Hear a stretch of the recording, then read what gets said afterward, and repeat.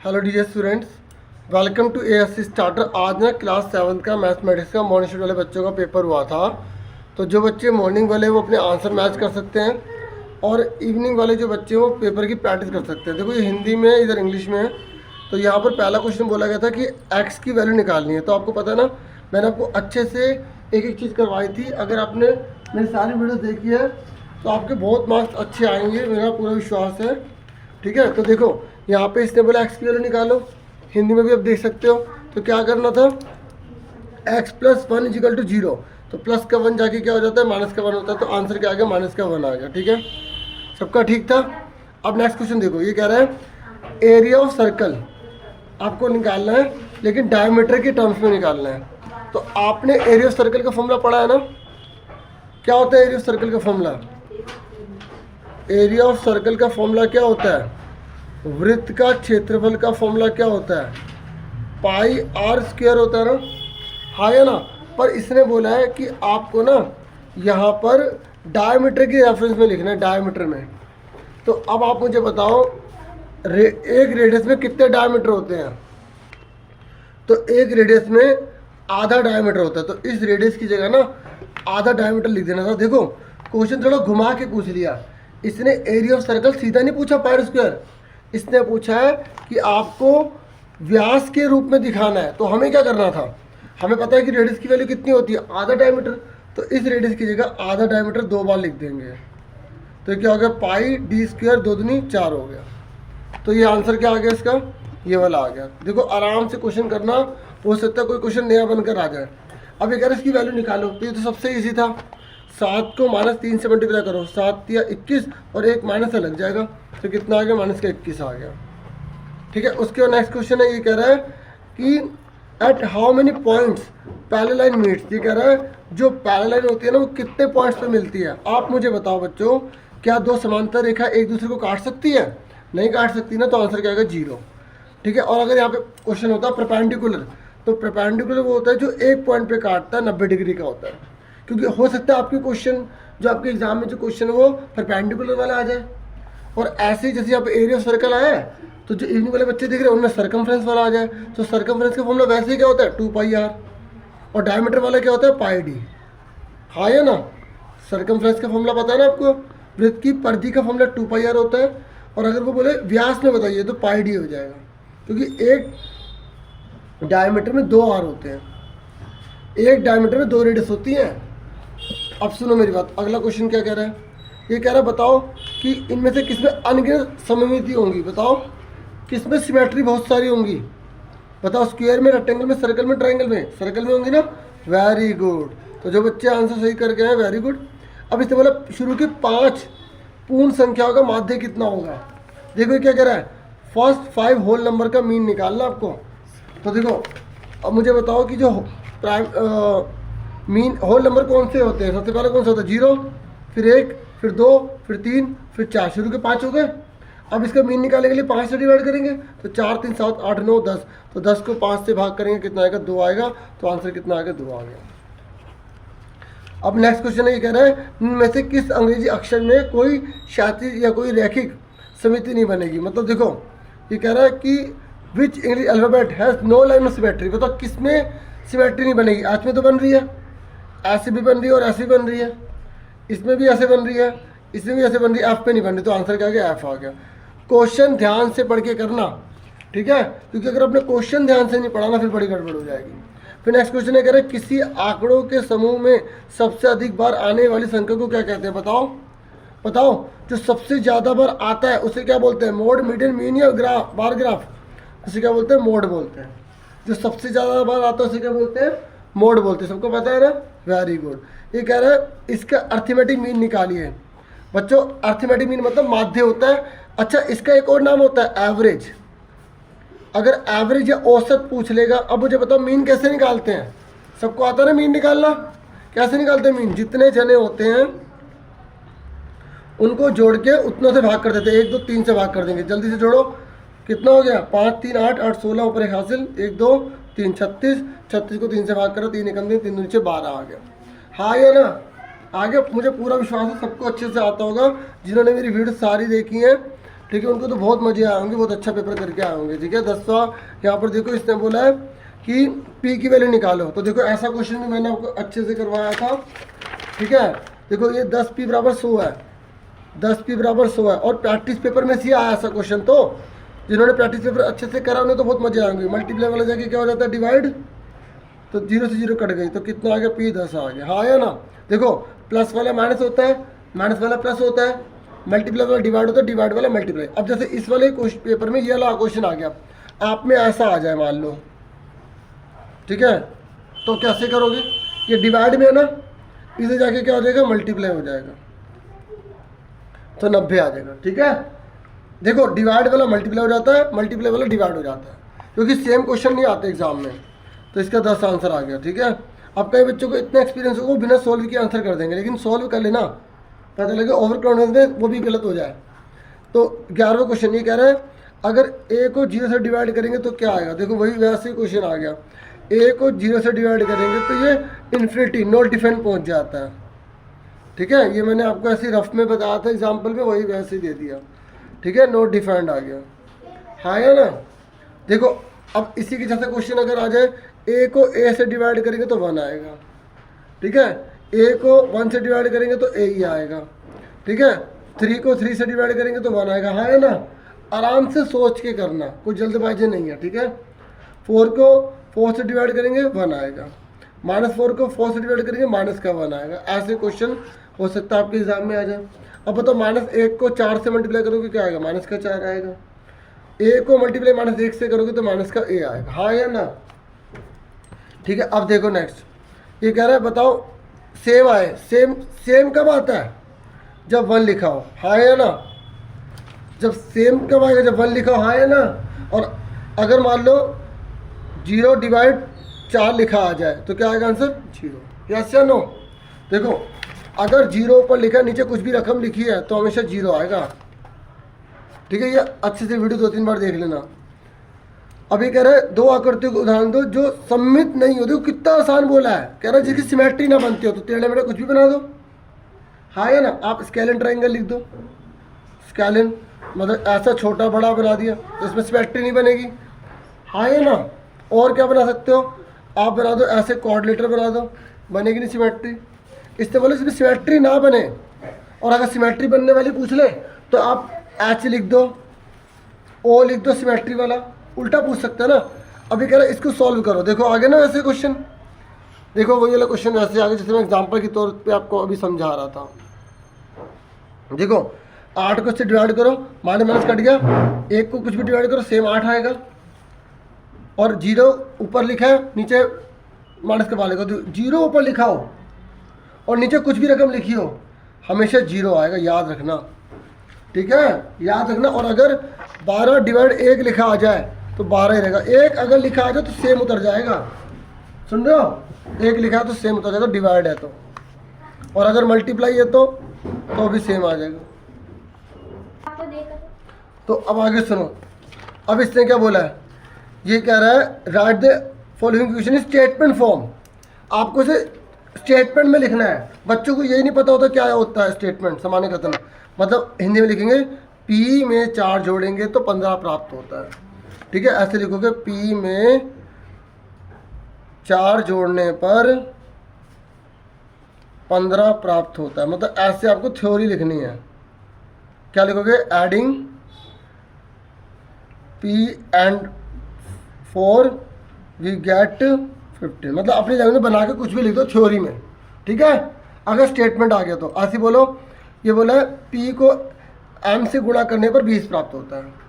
ठीक है, 5 times of M is 20। ठीक है, स्टेटमेंट वाला क्वेश्चन आएगा जब मल्टीप्लाई होता है तो वहाँ टाइम्स यूज करते हैं, टाइम्स। ठीक है, 5 टाइम्स ऑफ M इज 20। ठीक है, P को, और हिंदी में तो आसान है, M को 5 से गुणा करने पर 20 प्राप्त होता है। हिंदी में तो है ही आसान। ठीक है, बाकी इंग्लिश में आसान है, तो इंग्लिश आती है। अब देखो इसने बोला ट्रायंगल का एरिया निकालो। अब जिस बच्चे को त्रिभुज का क्षेत्रफल का फॉर्मूला नहीं आएगा वो क्या करेगा बताओ। एरिया ऑफ ट्रायंगल का फॉर्मूला क्या होता है, एरिया ऑफ ट्रायंगल का फॉर्मूला होता है 1/2 बेस इंटू हाइट। तो 1/2 बेस कितना है, 3, सिर्फ 3 लेंगे बेस।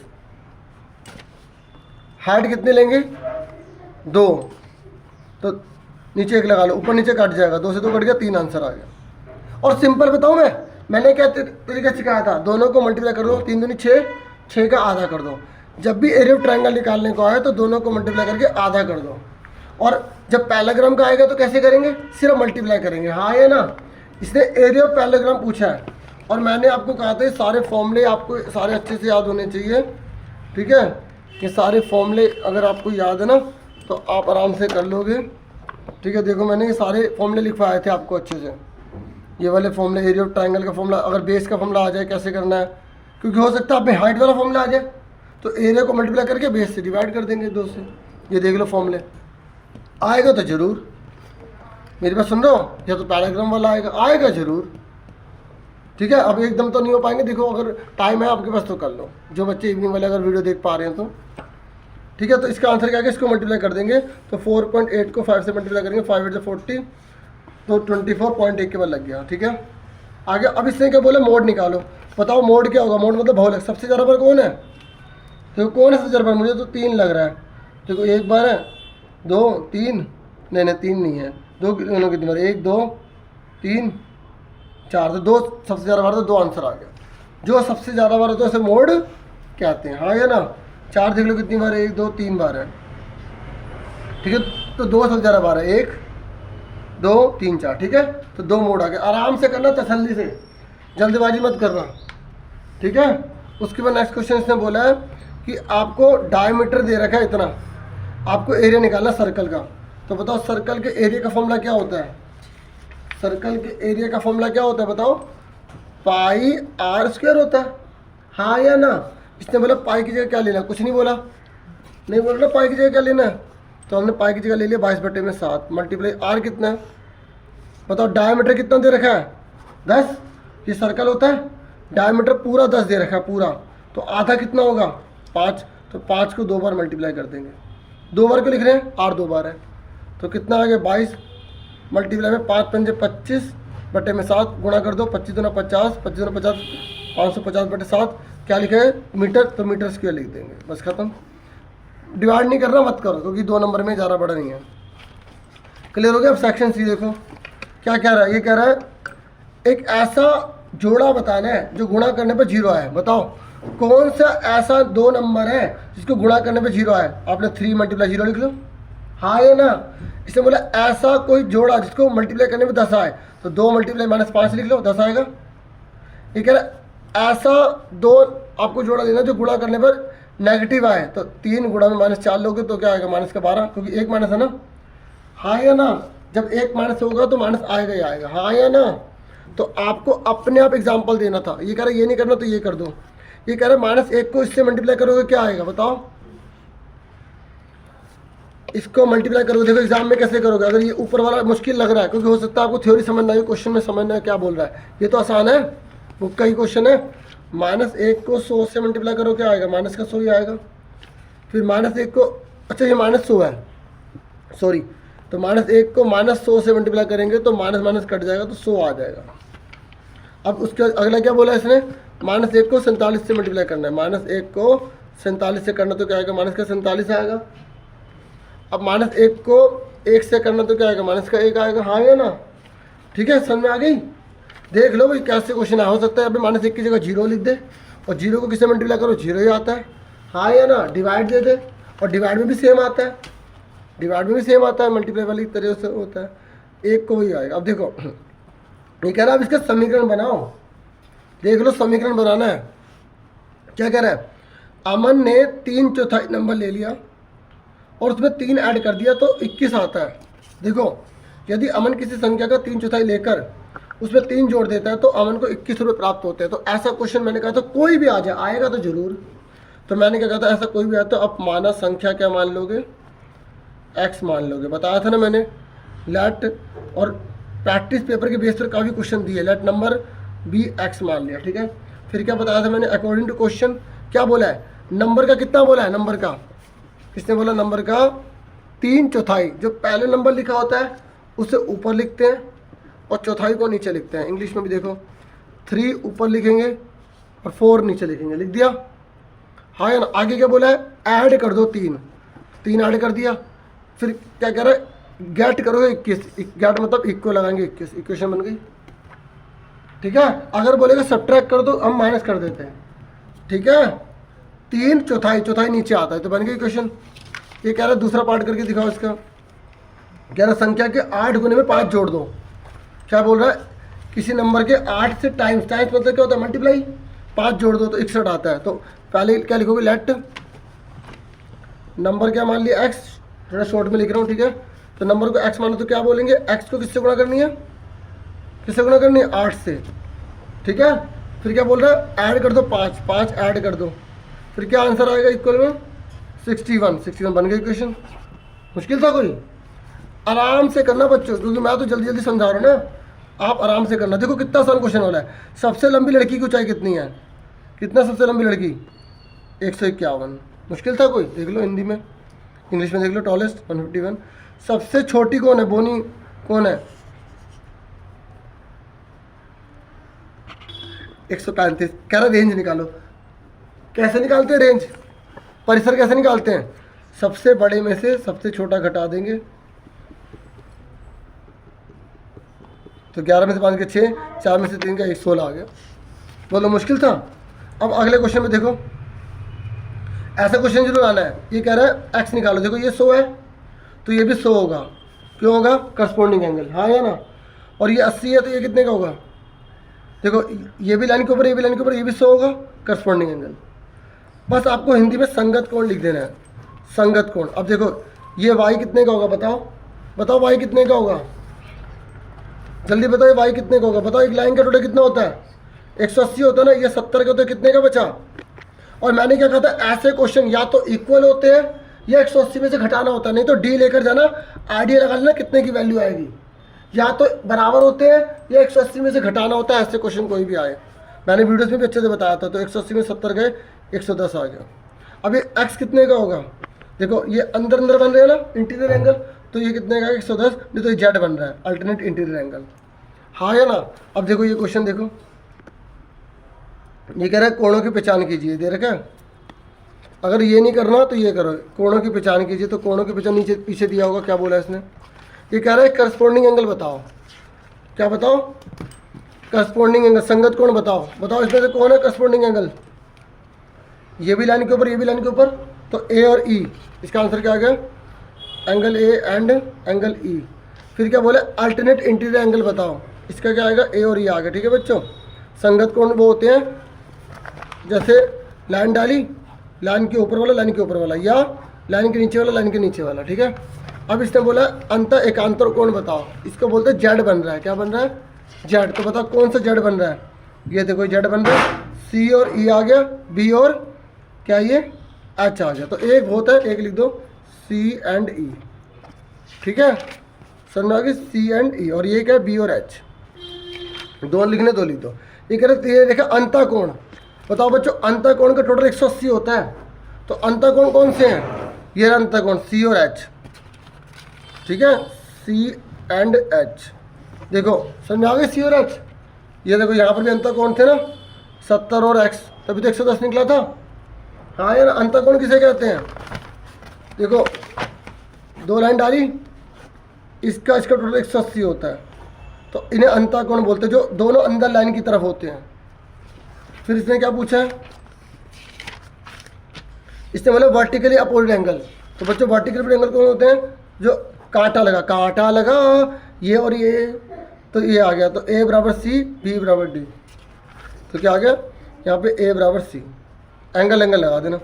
इंटीरियर एंगल कौन से होते हैं, इंटीरियर एंगल तो यही होते हैं, सी और एच, बी और ई। ठीक है, ये देखो इंटीरियर वो होते हैं जो अंदर की तरफ बने होते हैं, ये अंदर वाले। ठीक है, तो ये आ गया सी और एच। ठीक है, मैंने एक एग्जांपल लिख दिया, सी है। देखो 5 नंबर का क्वेश्चन था, 5 नंबर। जिस बच्चे को एंगल नहीं पता होंगे तो वो क्या करके आएगा, हाँ या ना। अब देखो अगला क्वेश्चन देखो, यहाँ पर इसने, ये देखो 5 नंबर में आया है। इसने बोला है कि आपको लेंथ निकाले बी एम, क्या निकालना है, बी एम। ठीक है, और क्या निकालना है, डी एल। तो आपको एरिया दिया हुआ है, हाँ या ना। तो अब मुझे बताइए ये बी एम क्या होता है, ये हाइट होती है, हाँ है ना। तो आपको मैंने फॉर्मूले लिखवाए थे, दिखाता हूँ मैं आपको।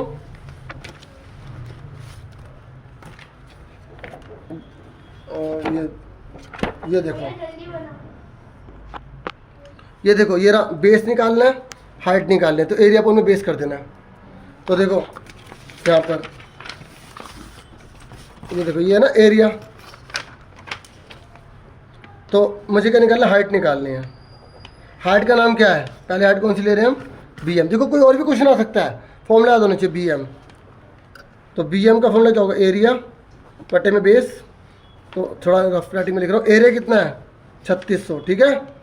अब इसके ऊपर बेस कौन है बताओ, अगर ये बी एम है बेस, तो इस पर हाइट कौन सी है, डी है। तो डी ए की वैल्यू कितनी तरीके, डी ए लिखो या ए डी, 72। तो 3600 को 72 से भाग कर देना। अब क्या निकालना है, डी एल निकालना है। तो डी एल निकालने के लिए वही फॉर्मूला तो वही रहेगा, एरिया बटे में बेस। तो एरिया 3600 रहेगा। अब बेस कौन सा है, बेस कौन सा, डी एल के लिए बेस कौन सा, ये इस पर खड़ा ए बी पे, ए बी कितना 80, 80 से भाग कर देना, आंसर आ जाएगा। देखो 5 नंबर का क्वेश्चन था, सुन रहे हो। अब इसके बाद ये सोल्व करना है। ऐसा क्वेश्चन आप में भी पक्का आएगा बच्चों, देख लेना, ऐसा क्वेश्चन जरूर आएगा।